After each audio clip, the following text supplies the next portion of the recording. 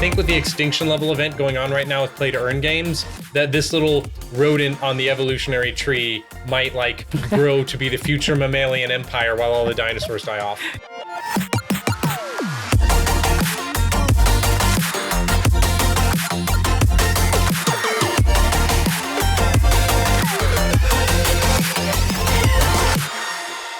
Hi friends, welcome to the Metacast Roundtable by Naavik. And today is an exciting day because we have, well, one face that you already recognize and a new face to join us. So today we're joined by Abhimanyu Kumar, co-founder of Naavik, the beloved Lars Doucet, co-founder of Level Up Labs and industry analyst. You already know him from Crypto Corner and past episodes. And also Tim Mannveille, CPO at Hutch. Welcome, Tim. Hi. Hi. Could you do a 30-second intro? Do the bit, yeah, right. Do the bit. Well, I listened back, so some of you might know me as the person Maria mentioned last week who had a terrible time in Apex Legends Mobile, where I was in the first real match, and then I had to sort the cat out, and I came back, and then it was just a complete disaster. And then at the end, it declared my team the winners, and I was like, that was not winning. That was awful. Anyway, it could have told me I was about to get into an 18-minute match. It could have. Maybe I shouldn't have. I mean, anyway, you got the XP at the end of it, so no problem, I guess. I got something, yeah. But outside of having cats and being terrible at Apex Legends Mobile, I'm CPO at Hutch. I sort of joined them 8 years ago as the only analyst, and then I've gone through the whole journey there. I wasn't working on any games companies before that. So that's been my whole experience working on 10 different games there. And outside of that, I'm interested in games of all kinds, board games, party games, weird art experience games, anything involving people interacting according to some rules, I'm always fascinated by. And what's your wrestling what name? Made you... Oh, yeah. Sorry, what's your wrestling name, Tim? I've been told I should be called Mannveille the Anvil. That's a cool name. I don't know if I have the build for it, but Definitely. Sorry, Manu, what were you saying? What made you make the jump into the games industry? Right. Well, because I was always interested in games of all kinds, right? That was always there in the background. Right. And I did a whole FAQ for Hutch Games Smash Cops Heat. Like everything about it, how to beat all the levels. And then they had this opportunity where we actually need a real analyst. And I'd been working in marketing and then web analytics, and a friend of mine connected me to Sean, CEO there, and it was like, oh yeah, this is perfect. Definitely, this is what I should do. And It's the longest I've been at any company, because it all makes sense. Nice, that's awesome. And Lars, what analysis are you working on now? What analysis am I working on now? So I'm working on two things right now. I'm finishing up some updates to a paper on Axie Infinity, kind of a postmortem on what's happened in the last 6 months with that project for Naavik. And then I'm helping my co-founder Anthony work on a piece about Dark Forest, which is one of the most interesting blockchain games I've ever seen. It's kind of an interesting academic project. It's fully on chain, which I didn't used to believe was possible, but now I've seen it with my own eyes. So those are two things that I'm currently analyzing. And there's a lot of interesting things in both of those papers, which will both be published by Naavik. Yeah, we'll speak about Dark Forest a little bit in the topic, so we can dive into it then. And just before we move on, any favorite games announced at Summerfest or the Xbox and Bethesda showcase? Tim? I have a kind of hype shield, right? Because I've just been burned so often. If something is announced, I'm like, well, let's just wait and see. I'm a huge Star Wars fan. When a new Star Wars game gets announced, people are like, are you excited? And I'm like, nope, not yet. Just wait for the reality. That's it. Cold. Well, that was not a hype fest. Manu? I guess I just kind of went through the games that were announced, and the one that I didn't even know about, and therefore it was a surprise, was this one called Cocoon, which was made by the designer of Limbo and Inside. Two of my favorite games, and And I was expecting like Cocoon to kind of also have that same, thematic Aesthetic. feel of exactly, aesthetic and thematic feel of Inside and Limbo, but he's just taken like a much fresher approach to it now, and it kind of had like in some of the levels it had like these journey feels to it, at least like just like the environments and such. But yeah, pretty excited about that. I think that comes out in 2023, and I think I'll definitely be purchasing that one. Last but not least, Lars.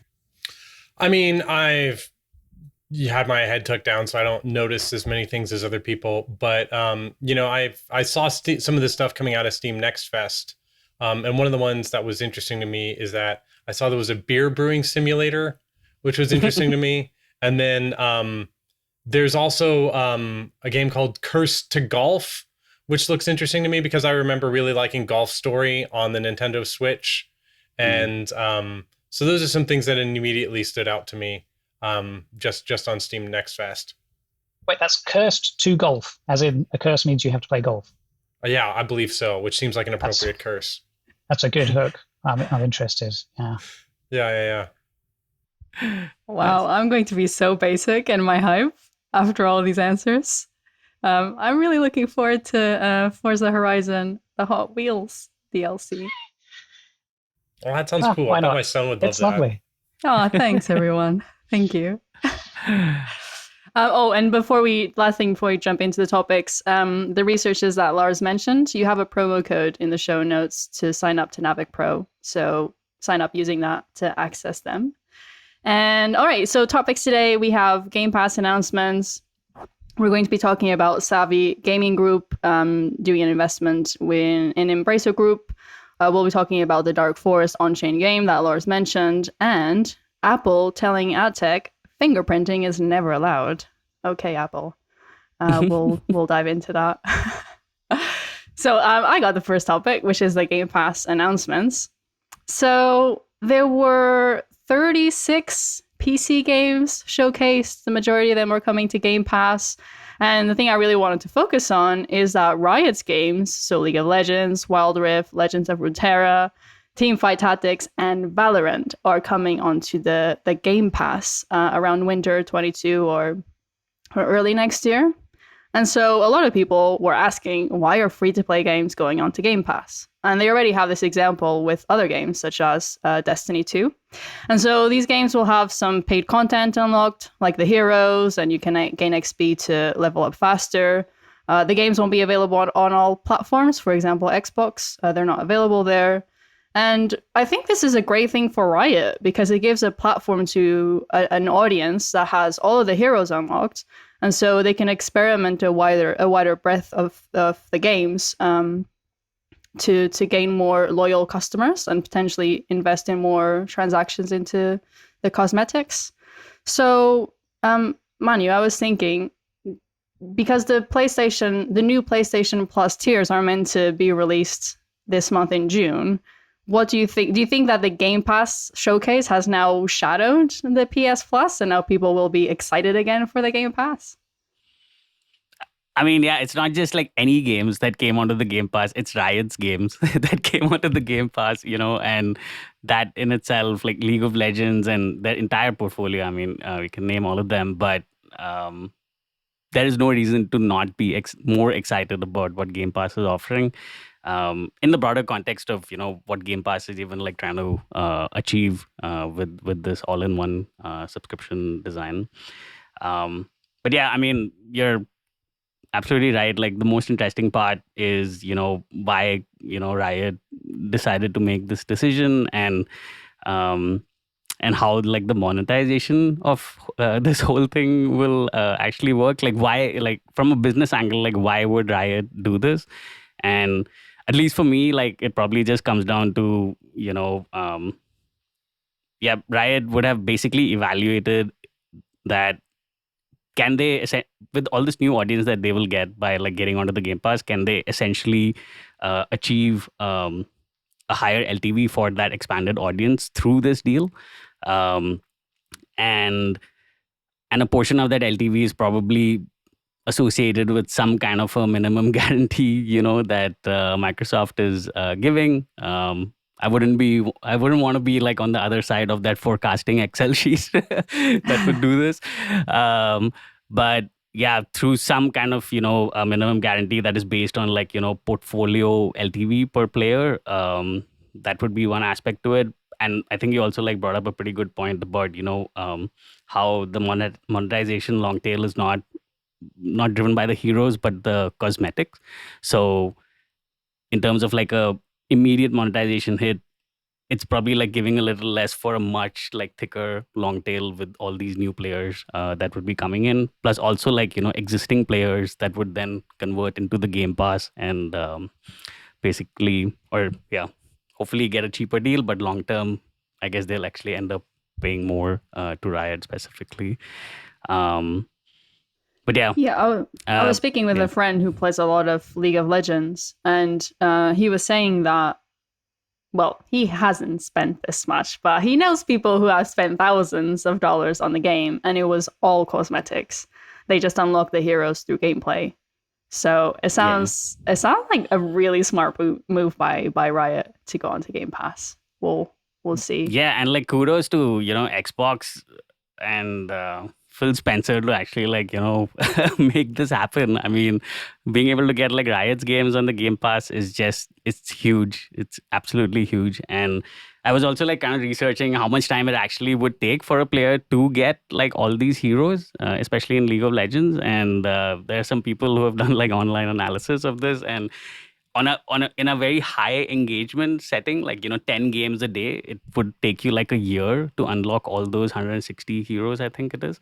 But if it's like one game a day, it could actually take you 9 years to do that. Oh wow, okay. And but instead, if you actually end up paying for everything, it's about like 1,500 USD if you actually pay for every hero.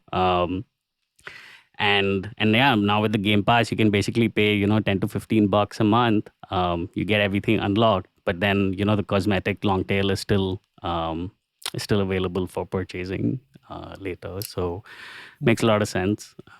Well, one question I have is, you mentioned a really important detail. So like Xbox Game Pass is now this like multi-platform service, right? And you're saying this was not available on Xbox, but was available on all the other platforms. Was that correct? Yeah, PC and mobile. They'll PC and announce mobile, yeah. further towards the end of the year specifics. Yeah. Yeah, that's really interesting to me, and I think it like kind of like shows just Xbox's kind of forward thinking and moving beyond this one hardware platform to make a deal like this happen that couldn't have happened otherwise. Yeah. Also, like Xbox Game Passes are also available on PC. I guess you can also like play through your PC. So again, being able to like carry around your League of Legends experience device to device is also pretty great. Something that is uncertain at the moment is how or if players can continue their progress. Because if you're not on Game Pass, you have your Riot account. People are wondering, am I going to be able to link them, continue my progress? Or Game Pass also announced that you'll be able to get bonus rewards. So it sounded something like Amazon Prime Gaming, but between the Riot and the Game Pass account connection.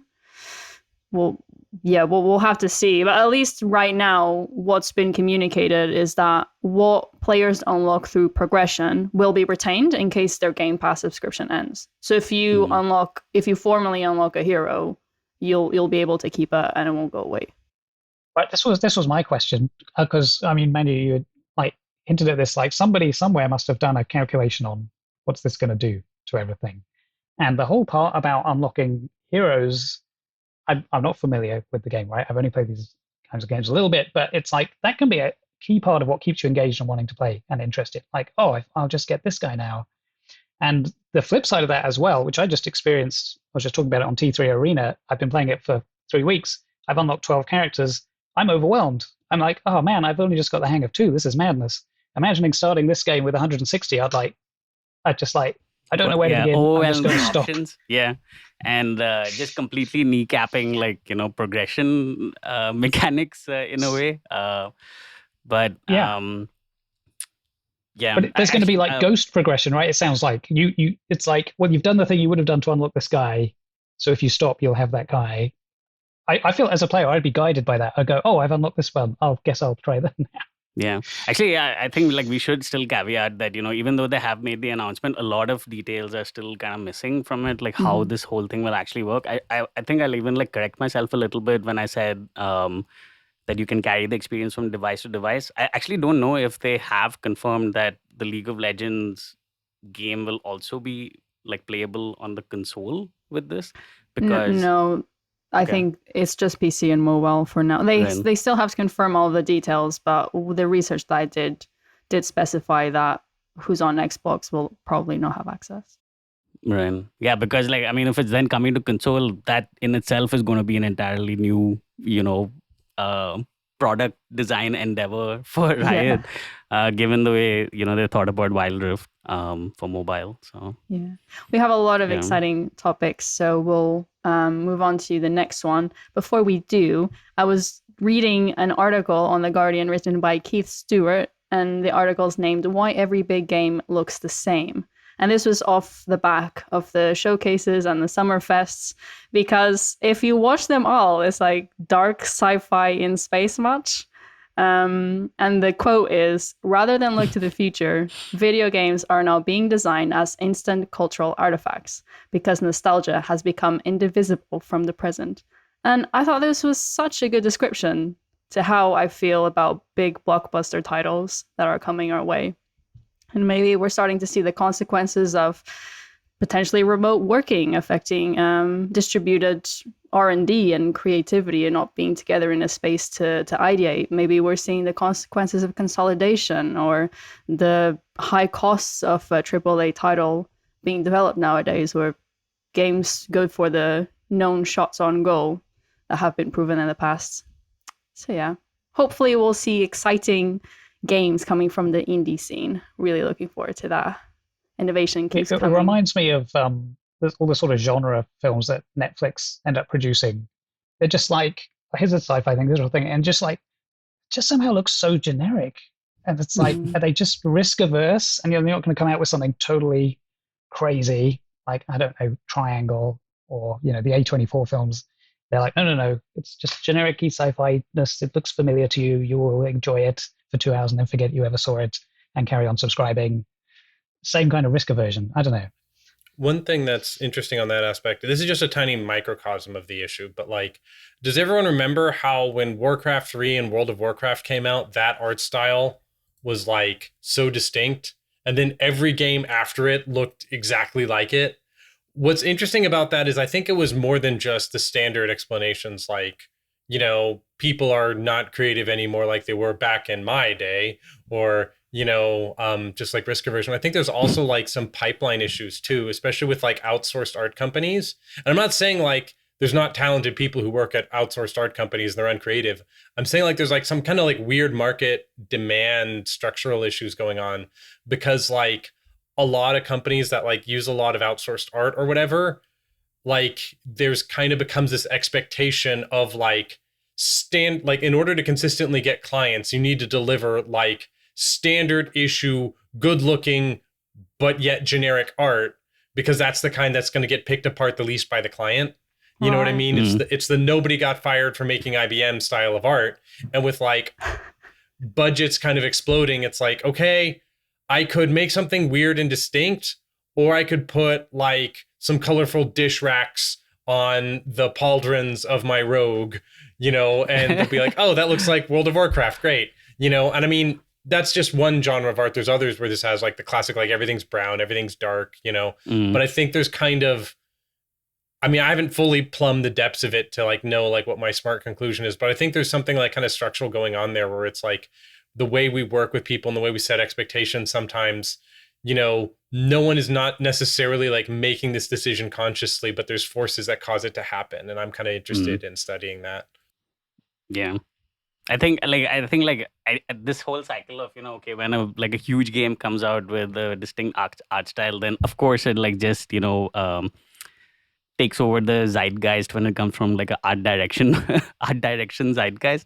But at least like when I was working in Zynga, the way I saw it work was even though there would be like multiple art outsourcing studios, there would still be like this art director who's still kind of, still defining like the direction and the uniqueness level of things, and making sure like these guys are still delivering on quality. So some balance is still maintained there, and uniqueness is maintained. Um, but yeah, I mean, when a big game comes out and, or a successful game happens, it even happened with Archero, I think, to some extent on mobile, where that art style also started to get copied pretty significantly, apart from just like cloning that happens. But yeah. Yeah, that's a really good point, Lars. I hadn't thought about that. Okay, we'll go to Manu's topic. I don't know if you all know this, but Manu went to the Alps and returned unscathed an explorer. So I'm happy that you're back with us. Yeah, man, those Alps trips. So yeah, maybe just like a quick anecdote, but it's like an annual thing that I do with my wife's family. And my wife's dad, he is an absolute monster on the Alps. Like he's, I don't know, like double my age and walks like twice as fast as me on those mountains. So, I always dread going there, but once I'm at the top of the mountain, then, it's all worth it. So, but yeah, happy to be back and, breathing at a normal pace. So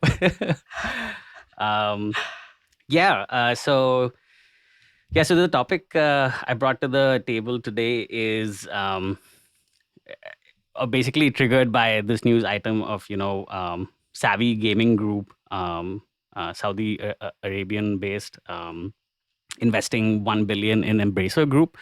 And the reason it's not really about like they investing 1 billion in Embracer, but it was just my curiosity about who the hell Savvy Gaming Group is. Now I also know that Maria and Tim, you guys are working at Hutch, and there's the MTG Connect. And so yeah, feel free to step out of this discussion for what it's worth. But this is, I guess most of my explanation over here is really just going to be, actually, question to Lars. Lars, do you know like who the Savvy Gaming Group is, or like have you? I don't know who the Savvy Gaming Group is. I know a bit about Embracer Group because I've been following them because of my interest in board games, and I know that Embracer is acquired Asmodee recently and now has basically cornered the entire global market on board games.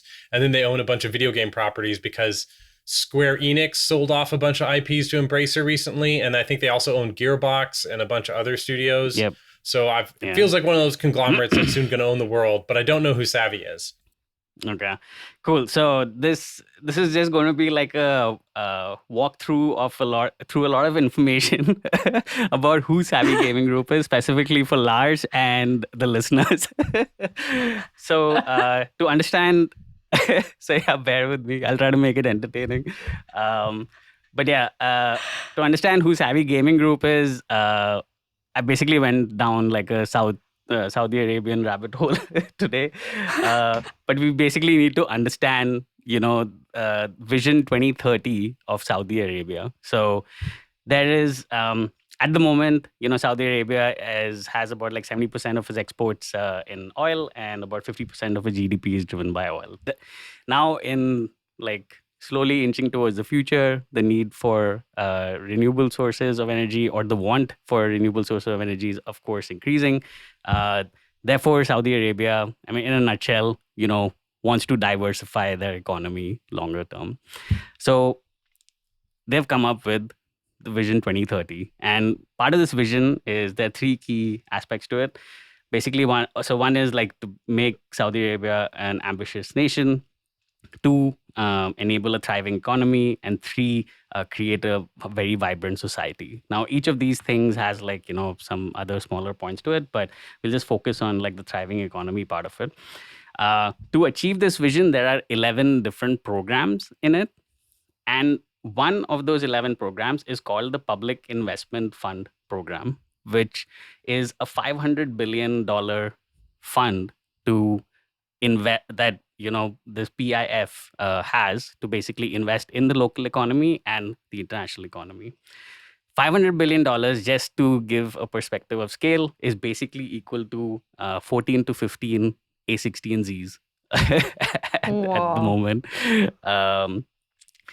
So now they're going to take about like 30% of this 500 billion. So about 150 billion is going to be reinvested into the local economy, and basically, create more jobs, enable more startups, etc., etc. And 70% is going to be invested into the international economy. All of those investments are happening in 13 sectors. And one of those sectors is entertainment, leisure, and sports. And within that, there is gaming. And in that gaming chunk is where Savvy Gaming Group basically comes into play. So Savvy Gaming Group exists, or basically it was formed very similarly to how Embracer or a Stillfront was formed, where there were just like a bunch of multiple companies coming together to basically form one holding company. And Savvy Gaming Group is essentially a group of these 5 companies. There's one which is the ecosystem company, 2 game studios, 3 is the infrastructure company, 4 is the ESL and Faceit esports company, and 5 is the Savvy Games Fund. And I believe, again, I wasn't able to confirm this with information, but I believe it is the Savvy Games, through the Savvy Games Fund is where they're making all these other investments into, companies like owning 5% stake in Nintendo, 5% stake in Capcom, Nexon, Take-Two, EA, Activision. They're like, top 3 shareholders in all these 3 companies right now. And also eventually Embracer. So that's kind of like all the context for who Savvy Gaming Group or like why Savvy Gaming Group exists, and what its structure is. The CEO is named Brian Ward, who is ex-Activision, Microsoft Game Studios, and EA. Very experienced person, and he's basically the head of all these different 5 companies, and each of these 5 companies also have like their own CEOs, mainly coming from the games industry. Also, why Embracer? Yeah. Did you manage to find that? Did you manage to find why Embracer Group? Yeah, so that's kind of like the next thing. So yeah, just to kind of just before I answer that, one step back. That $500 billion fund, if they're kind of investing it in 13 different sectors, if you kind of just take like an equal split, it would mean about like 35 to 40 billion that's going into the entertainment sector. And within that, there'll be games. So maybe it's even smaller over there. I would assume it's equal to a little bit less than the capital that, or the AUM of one A16Z, which they have to kind of put to work. But still, so yeah. So to answer the question, like why Embracer Group, I basically looked at like what are their current holdings and tried to like bucket it, right? That would kind of give us a feel of why they're actually going ahead with Embracer Group. So at the moment, yeah, I mean, everyone knows the ESL and Faceit acquisition happened. They have like 5% in Nintendo, Capcom, and Nexon. Take-Two, EA, and Activision is 5 to 7% each. SNK, King of Fighters, I think that's the game from them. Full ownership. They also have a stake in C Limited, which I did not know, which is awesome. And then there's Embracer. And if you actually try to like bucket these 3 things, the buckets I found was like there's one which is long-term holdings, which is basically like investments that Savvy Games Fund is making into companies that will basically be like great long-term investments. 2 is more arbitrage bets. So long-term holdings, examples of that would be like EA, Activision, Take-Two. Then there's 2 which is like arbitrage bets. I think examples of that would be even Nintendo, Capcom, and Nexon, because the Japanese yen is like pretty weak against the dollar at the moment, and I think it was probably a good time to like jump in for them. And then the third is national synergies, is what I call this bucket, and I think Embracer fits in that because investing in Embracer wasn't just like a capital injection from Savvy Gaming Group, but Embracer has also agreed to carry out like further M&A operations in the Saudi Arabian region and the MENA region through this relationship. And like I think probably also like set up studios, help like the game development ecosystem grow over there, and basically create like new entertainment industry, job opportunities, and kind of just get that whole environment kickstarted. Um, but yeah, that was my rationale to it. But yeah. I have actually a little. Can I share my screen real quick here? Am I allowed to do that? Does that work? Can you guys see think this? so. So this is from the slide deck of Embracer Group's acquisition of Asmodeus. This is a little out of date. This is as of September 2021, but this shows a bunch of the other companies that they own. So you can see that at the time of the acquisition, they own THQ Nordic, Coffee Stain. These are people who make Goat Simulator, Gearbox Software, Saber Interactive, then some of these others, Deep Silver, etc. And then acquiring Asmodee is these guys own basically any board game publisher almost certainly Asmodee owns them. So Asmodee is like the vast majority of the board game market, certainly the European board game market. So this whole presentation here has just like all this interesting information about, the rationale from that. That's before all this stuff Manu was just talking about. And this is before Asmodee, not Asmodee, but Embracer acquired Square Enix's IPs. So that's just Embracer, not this Savvy group that I don't know about. Yeah. But yeah, just to kind of like, wrap it up. But yeah, basically this public, what's it called? The public investment fund exists to, increase wealth of Saudi Arabia. And two, it exists to enable like rapid diversification of the economy, so that it's not just like a oil-based economy going forward.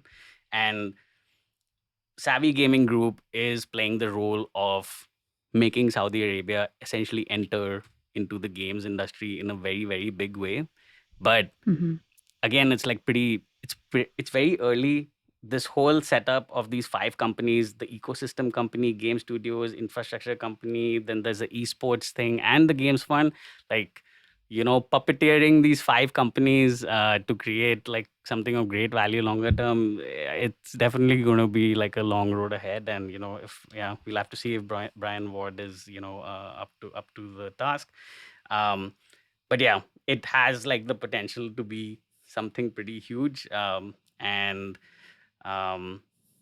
yeah, the big elephant in the room, of course, is, well, all of this is actually headed up by the Crown Prince, and he has a reputation of his own.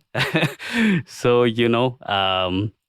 how all of that is going to like play an impact with actually for Savvy Gaming Group and its games fund to strike deals and,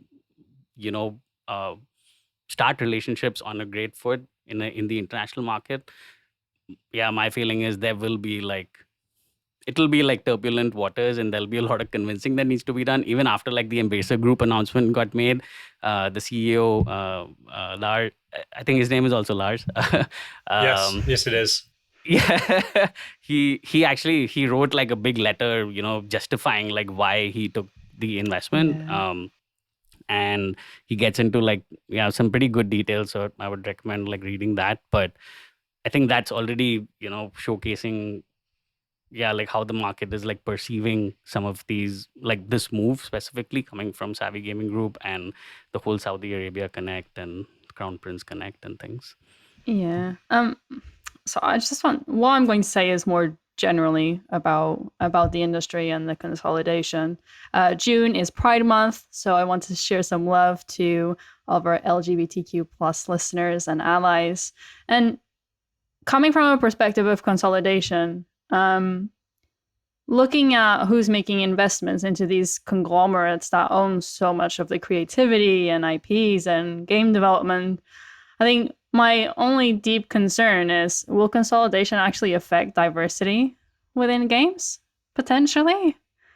If, the more different views you have about what's the world and what the right world is, could it happen? You could go at the most optimistic interpretation being, right, that video games and creativity and risk-taking, it's crazy. Like, you could lose everything. It could just completely fail, or it could be amazing. if you're on your own doing that, that's really scary. What if you're part of a big group and a failure is okay? Oh, maybe you can take more risks. Maybe you can do more diverse things than ever. That seems wildly optimistic. Probably they'll be risk averse and not want to do that. But maybe, right? Maybe it will be great. I'm going to go on a limb and say that consolidation is bad. My perspective is that basically massive consolidation inevitably leads to rent seeking, because you are no longer you're shielded from competition, because you just acquired your old competitors.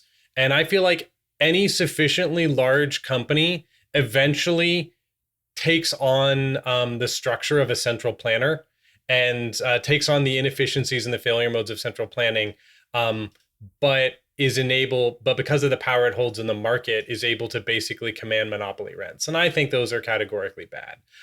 Some people might disagree with me, but I'm generally nervous about, say, I don't think my values are necessarily aligned with Crown Prince MBS.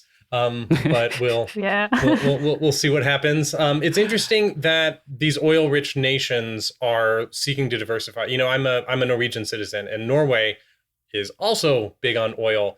And there's been this like huge discussion in Norway. It's like, what are we going to do when the oil runs out, guys? Like, what's the plan, yo? And so they're likewise diversifying away and trying to like come up with things. So like, it's a completely logical move for the Saudi kingdom to do this.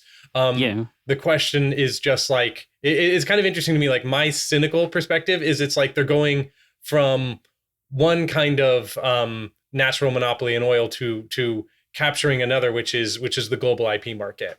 Is kind of my cynical take on the subject.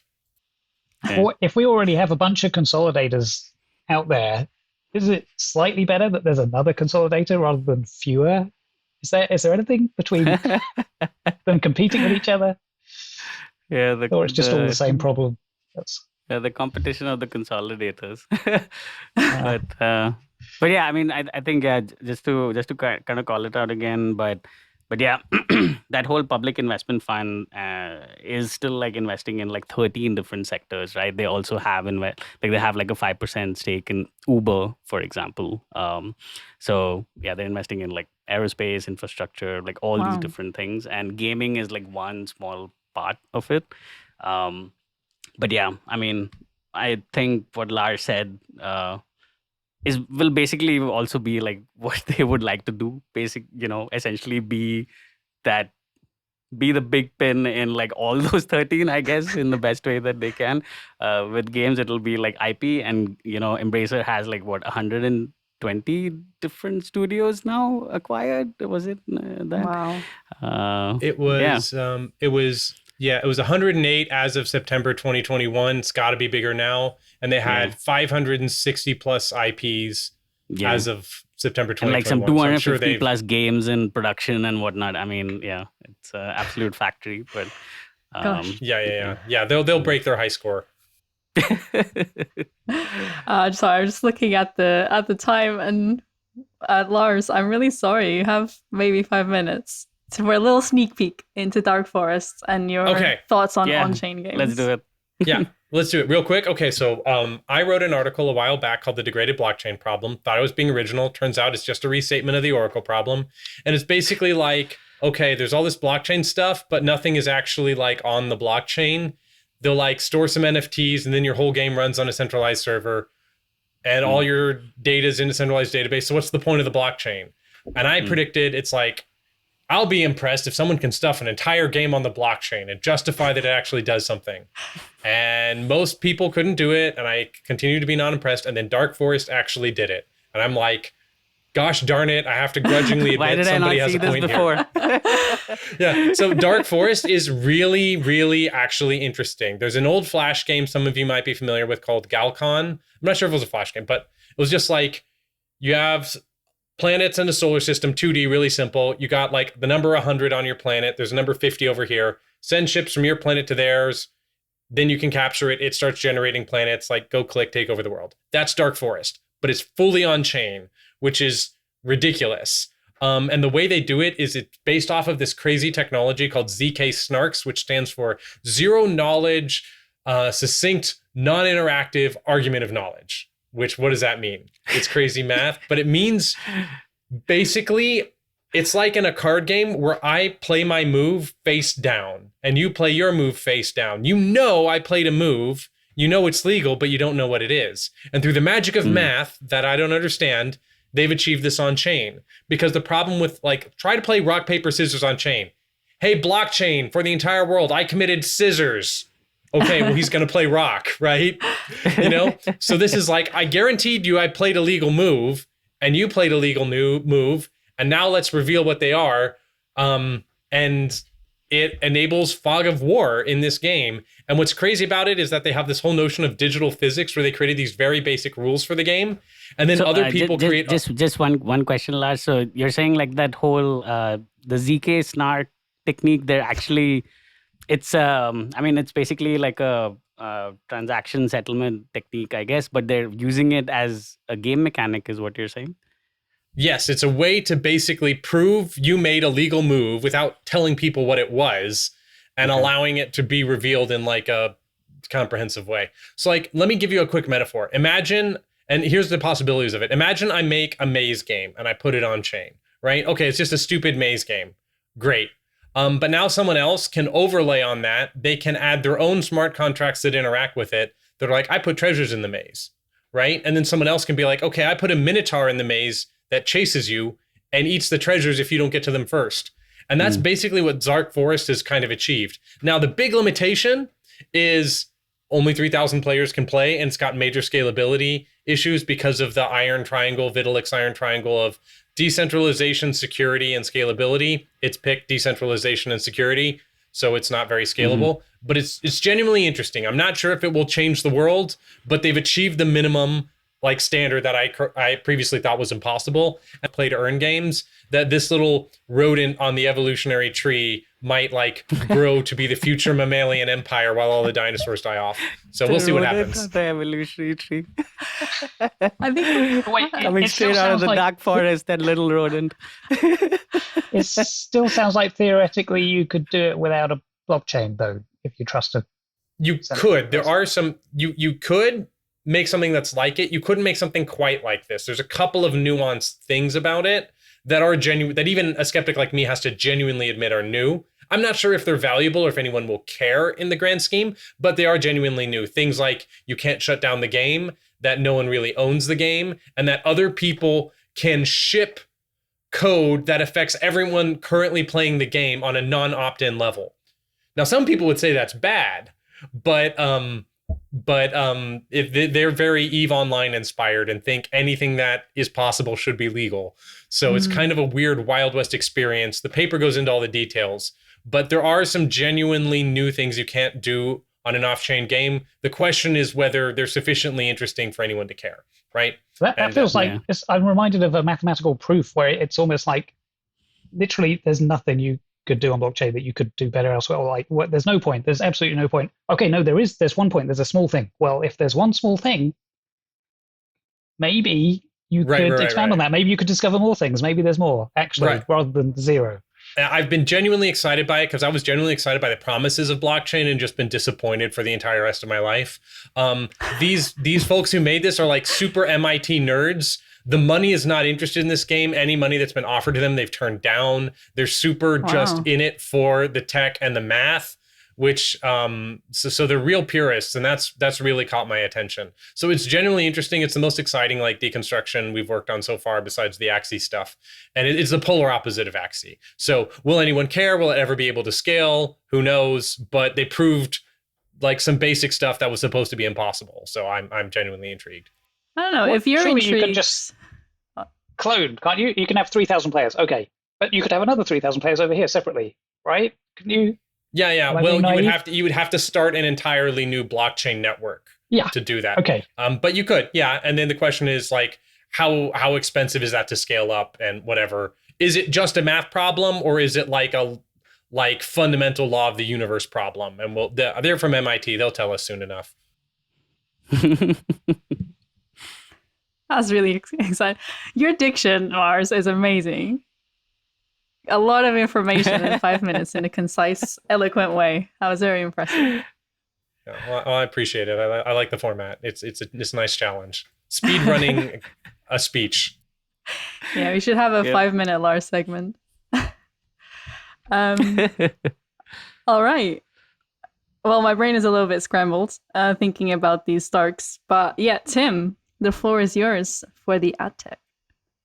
All right. So this is, I kind of want to have the bigger conversation here. And this was already had years ago when Apple first said, oh, hey, guys, stop doing that. We're going to bring in this whole SKAD network thing, which is like, what does this do to the whole environment that we operate in on mobile and the products that we can produce? People had that discussion, but we've had some years since then, right? What we've learned since then is, no, Apple is really, really serious about this. It's not like a thing they tried and they go, oh, great, we can wave a privacy flag around now. And but meanwhile, everything carries on as usual because, say, everybody's just doing fingerprinting. Now they're like, no, we're really serious. No fingerprinting. we really mean it. And you're like, okay. And, they've got the threat of the hammer, right? They can say, look, we can see it on your website. You said you're doing this thing. You're calling it this, but it's fingerprinting. We know what your SDK is. If the app comes out with that SDK in it, we're not going to allow it. So sort it out. Okay, it's a weird one. Like, you're like, how can you even rule on that? Well, they can. So they will. Okay, fine. We know they're serious about it. And then the other thing, I feel like the thing that made me afraid of it a little bit, and maybe I'm just too optimistic about systems that produce fun games, but it felt like there was a chance, I guess maybe it just always erodes, but Hutch was founded on making a little paid game called Smash Cops. And they just submitted it to the App Store and then went home. And it was literally just picked up by Apple out of just the apps that are being submitted. And they go, oh, this is good. And they featured it on the store. And it did well. And then the guys who founded Hutch said, oh, maybe we should keep doing this. Let's get into free to play. And that was a whole other journey. But so maybe that's the insane ideal end where you just literally get plucked for greatness for being good. You can't do that now. There's far too many games coming out. Okay. But if you make a good game, you can market it, right? Like, build it and they will come. That is a lie. It's not even an accurate quote from the film, but people want it to be true. So that's what they remember. But it's not true. It's not true. You build an amazing thing. Like Among Us is my favorite example of this. It was out there for years. They didn't come. It was there. That game you love. Nobody came. And then it got picked up in this sort of stream of feedback loop and everybody loved it. So, okay, marketing is your answer. Like, okay, you make a good game, you can get there with marketing. Now this rule's come out, like making it harder and harder. They're really laying it on you. What can you do? You can go two ways, really. You go massive launch IP, right? Like the things, this is what I'm thinking the last few years, what have we seen? Like Genshin Impact, Apex, obviously, Call of Duty, Kuni, like absolutely colossal games come onto the store just from their sheer size. Like movie blockbusters, just because they're big, they get everybody's attention kind of thing. And it's just like, okay, you're going to get the world's attention. If the game's good, you've got a chance. You're like, okay, but what about everybody else? Well, okay, you could go super casual. So you don't need any particularly good targeting. You can just advertise it and almost everybody will click on it and play it for a day. And that's, the whole hyper casual thing played out. And I'm like, what about the middle ground, which is a lot of where Hutch is currently, like where it's kind of niche. There are hundreds of these games which are really, really, really cool for maybe 10,000, 100,000 players in the world. Just those guys, it's the best thing ever, and they're going to play it for years. So is this the end of those games? Because you can't find those guys with marketing anymore, and you've got to go to one of those other ends, right? It almost sounds apocalyptic. But it's like, because Apple are getting more and more serious about it, and we're seeing more of these enormous games come out, I'm like, is it trying to change the strategy a bit? Yeah, I probably have like two comments on that. I think, so first comment, there's also a third way, I feel. I'll get to that. But the other comment is, so also like Apple, the good thing about Apple, even though they have been like this, the parent, slapping us on the wrist for fingerprinting, they have been listening. And I think like with the new SKAD network updates that came out, it's actually a little bit, I think they're trying to like find some kind of a middle ground, because it's something. It's not all one way. Yeah. So that's one. But I feel like the third way is, and probably for these, middle lane products that you were talking about, basically what has happened is all the targeting that could be all the optimization in terms of finding the right user that could be done before these people get into the game has basically been annihilated. But there's still an opportunity to get these people into the game with whatever SCAD network abilities exist. But once they are in the game, then there is an optimization opportunity for the LTV. So therefore, like, and by that, what I mean is, like personalization. Like personalization systems have just not been it's always been like a thing in games, but like no one has like really invested in it. I think at least at Zynga there was a little bit of investment in these personalization systems, but I'm just imagining a world where you know where you basically have like 5 different players coming in to the game at the same time with whatever like reduced marketing firepower and techniques we have access to right now. But once they're actually in the game and given like their early signals, or given, or because the product is trying to like find a way to figure out like which path these people should actually go into so that their eventual LTV is like fully optimized, that could be like that kind of a personalization system. I feel like the scales could actually tilt in that direction, which would be like a third way for probably these middle lane games to potentially go. I think yeah. So I don't know if that like makes sense, but yeah. King recently, it was this week, acquired an AI company with the goal of building out AI capabilities to improve game design, I assume QA, most likely for these personalization systems. And well, I suppose King has the money to acquire a company that is specialized in this. It sounds like personalization would be very expensive for a small company to take on when they're still trying to get their studio growing. Yeah, that echoes a little bit what I was going to say with the scan additional options. Like there's this whole gradation of how many players you acquire is how much you're allowed to know. It's this really fascinatingly informational theoretic design thing around privacy. You can say, oh, I can see how academically that makes sense. But it creates a structural advantage for the bigger player, right? If you can't buy that many players at once, you can't find anything. If you can't invest in AI and make super personalization, okay, you're out of luck. Yeah, but also I feel like the gradations of personalization there could be gradations that exist, right? You could have like just simplified like personalization techniques that basically does like 70% of the job, I would say. But then then you have like the kings and whatnot that are even going for like acquiring these companies to even go for that 30%. I would like, if my overall point is that this third way is just resting on this fact that now we don't have the information before they enter the game, but we have a lot of information once they're in the game, and therefore it can be, the LTV can then be optimized to kind of like still make that LTV greater than CPI equation work. And yeah, I don't know if personalization actually, like if this third way like becomes more prevalent, then there'll be providers, I guess, that will come out with techniques for this or like solutions for this, and that's probably where like the smaller medium-sized companies will go to. But there was an article. There's an article today in pocketgamer.biz saying that according to a research from ad tech company Bango, 31% of game developers believe that their businesses will cease to exist with the new ad regulations and privacy changes coming into effect. And then you're saying something that's including what Google are alluding to as well, right? Because there's going to be something there too.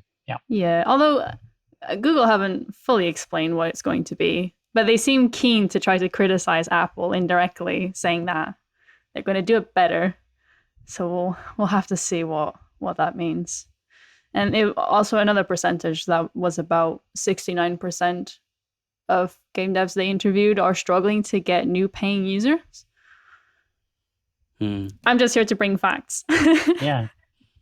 Well, I had another point on this, but Lars, do you want to jump in on this yet? Or? Yeah, I mean, I used to do some consulting for Valve, and I, did a bunch of analysis of the PC gaming space. I'm most familiar with mobile gaming, though my co-founder specializes in free-to-play and mobile. But I mean, user acquisition has always been this horrible problem, and it's just gotten worse as it's become easier than ever to make a game, which means more people make games, which means like discovery is this like very thorny problem that everyone has, because frankly, the kind of games people are making now are just of higher quality than ever before. Like, I mean, if Super Mario Brothers came out 10 years later, nobody would have cared, right? But now it's an eternal classic. I mean, it's still like very, very well designed and timeless, but like, right, like, let's be real, you know? And these platforms who really own the discovery, like I've always said, like Steam is the least worst, because like they don't own the entire like PC, even if they have this like very powerful platform. Like Apple owns the whole hardware chain top to bottom.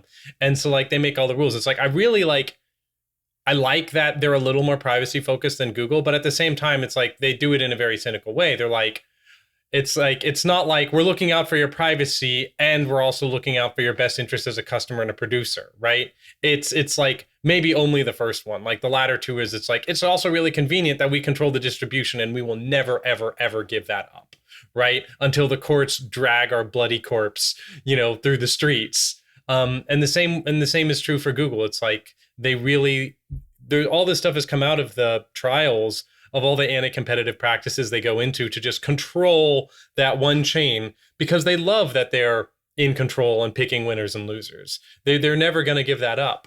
And I just think that, especially in the case of Apple, what kind of makes it sad is that Apple fundamentally in its DNA doesn't really care about games on the same level that certain other companies do. Like Microsoft. I don't trust Microsoft more than I can throw it, but Microsoft at least gives a fig about games, right? That's in their DNA. They understand to what degree gaming has driven a lot of their success. And so like they at least speak the language, but Apple always treats gaming as this like kind of foreign thing that's like maybe useful for them, but like they treat it much more like cattle, in my opinion, as just undifferentiated masses of objects for them to manipulate for profit, rather than something whose success they actively want to share. And sorry, I got a little editorializing there, but that's just kind of... Well, that segs into exactly the other point I wanted to make, right? Which is, I appreciate there's a thing, right? If the tool you have is a hammer, every problem looks like a nail. If you think of things in systems, then every ruling looks like a systems play. And so in my head, I'm like, Apple have done this because they don't like this kind of game. Like they're there going, we're going to make beautiful devices and people will have beautiful apps. There's games. Okay, they will have beautiful games. Great. And then, years pass and they go, how are we doing? Well, we've made billions from these in-app purchases. Oh, wow. What are they buying? They're buying a 1% chance to get an anime cat girl that's cooler than this other one. And Apple are like, oh, that's not really what I wanted to be happening. And so they're like, okay, how can we tamp that down a bit? And then, of course, there's Apple Arcade, right? Which is their answer. They're like, gaming, just ones that we like. Yes, this is what people want. I don't think they've got that quite right. But it shows to me like there's an interest there in like, we want gaming to be the shape we want it to be. We don't really like this thing so much. Oh, this might stop it a little bit. Well, last week, two executives of Apple Arcade left to go pursue other opportunities.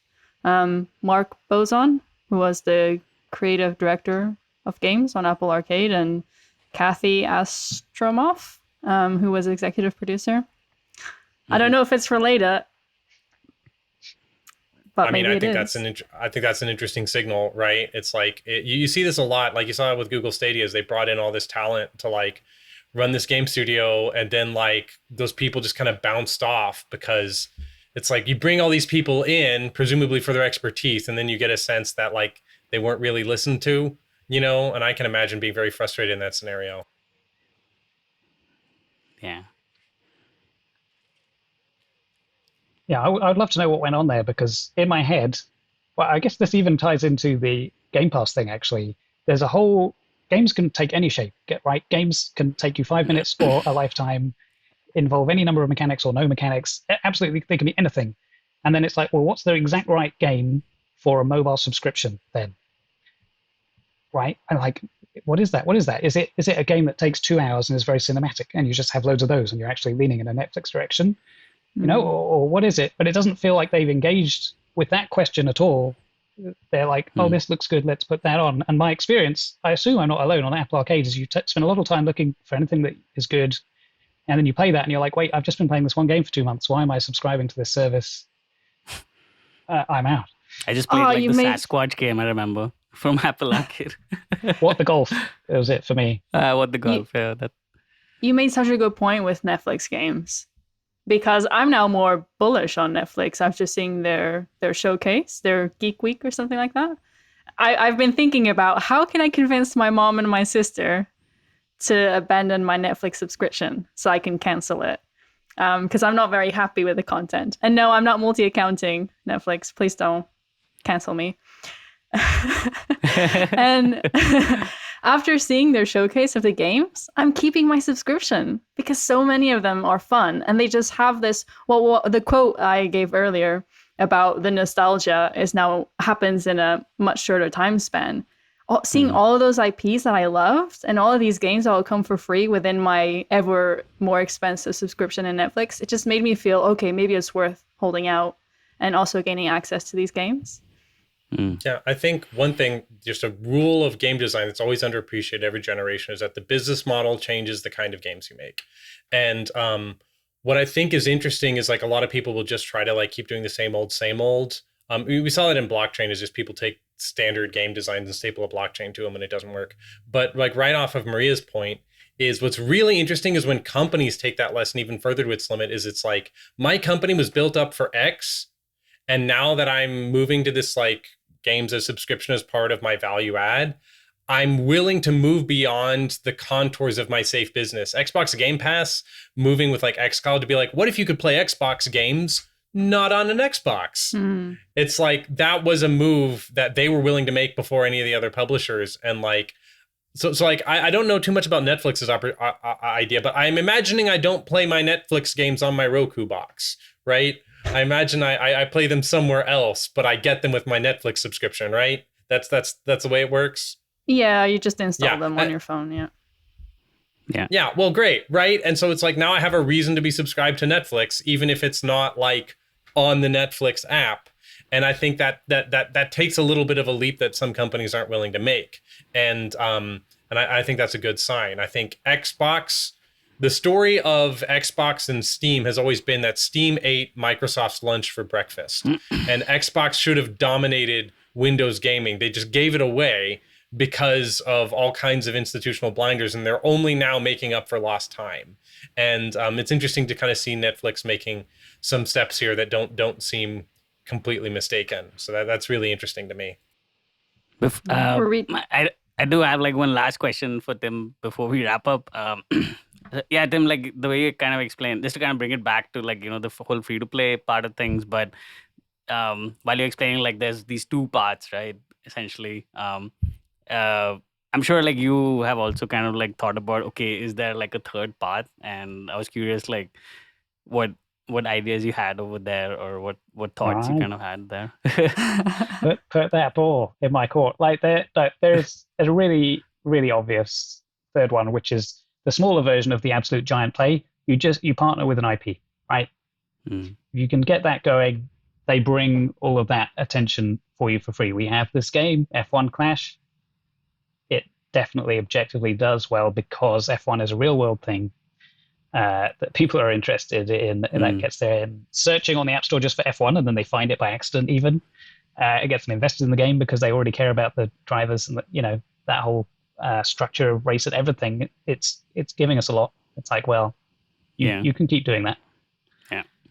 Yeah, that makes sense. Or Hot Wheels. Yeah, that was huge. I'm very sad that we had to shut that down, but that just we had a hill climbing style game, 3D hill dash, and it was pretty good. And then we made a Hot Wheels version. Millions pouring in every month for years. Just they want to play this game. Was the first actually good Hot Wheels game on mobile. I don't know if it's too controversial to say that, but that it was huge. Now the monetization is not so great because they're mostly children. All right, that's fine. And we decided that wasn't necessarily a business we wanted to particularly exploit, so we kind of let it go. But it's a great example of IP can give you a lot. Yeah, that makes sense. We've reached the 1 hour mark, so unfortunately we have to end the episode. Lots of interesting discussions. Thank you so much for joining. This was great, Tim. Thanks for having us on. Thanks for joining. Yeah, Manu. Yeah, first happy. time like 2 new people on the round table. So that's a first. It's good. Hopefully you'll want to join more episodes. And if you want to join the conversation, you can find us on the Naavik Discord. you can sign up to the free Naavik newsletter called Naavik Digest, and we will see you next week.